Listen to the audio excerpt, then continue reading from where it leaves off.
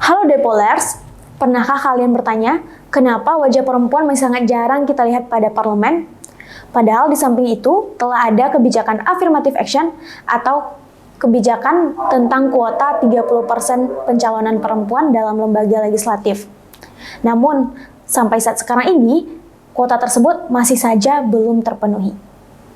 So, let's talk about it together in this video. Kuota 30% untuk perempuan merupakan salah satu kebijakan afirmatif yang ditujukan untuk perempuan agar perempuan bisa berpartisipasi dan meningkatkan partisipasinya terkhususnya di dalam dunia politik.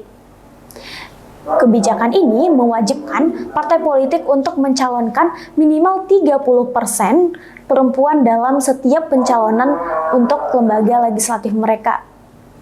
Namun sayangnya, sampai saat sekarang ini, kuota tersebut belum saja terpenuhi di Indonesia. Nah, di sini kita akan membahas kenapa kuota 30% tersebut belum terpenuhi di Indonesia. Ada 4 faktor yang melatar belakanginya. Yang pertama yaitu modal politik perempuan.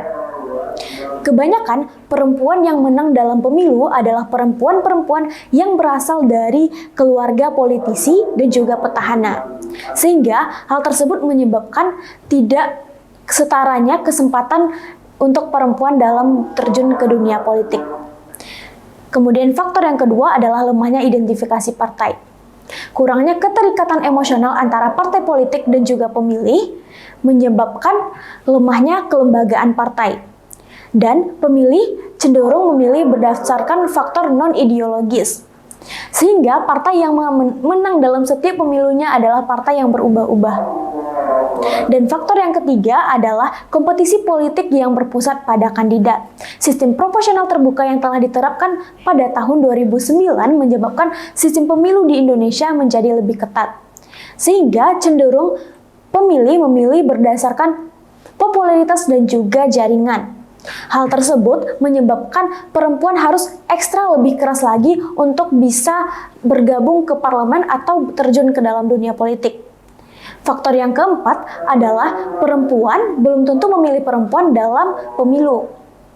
Perempuan tidak serta-merta memilih perempuan di dalam pemilu karena kesamaan identitas mereka. Dan juga adanya faktor maskulinitas sehingga hal tersebut menjadi tantangan untuk perempuan agar bisa terjun ke dalam dunia politik. Hingga dapat disimpulkan bahwa kebijakan affirmative action sampai saat sekarang ini masih belum terpenuhi dan hanya menjadi syarat administratif saja. Depolers, pada video kali ini kita juga akan membahas langkah yang dapat kita lakukan untuk meningkatkan partisipasi politik perempuan dalam dunia politik. Yang pertama yaitu partai politik tidak hanya fokus untuk mencukupi kuota 30% saja, tetapi di samping itu juga melakukan pembinaan dan dampingan terhadap kandidat yang mereka usung. Sehingga kandidat tersebut dapat bersaing dengan kandidat lainnya. Kemudian yang kedua, partai politik diharapkan dapat meminta saran kepada organisasi masyarakat sipil sehingga calon yang mereka usung bisa sesuai dengan harapan masyarakat dan juga berkompetensi. Kemudian yang ketiga, pemerintah perlu memberikan ambang batas terkait dengan pendanaan kampanye untuk mengurangi praktik politik uang. So, Depolers, perlu kita ingat, keterwakilan perempuan di parlemen bukan hanya soal angka, tetapi juga tentang kualitas demokrasi kita di negara Indonesia.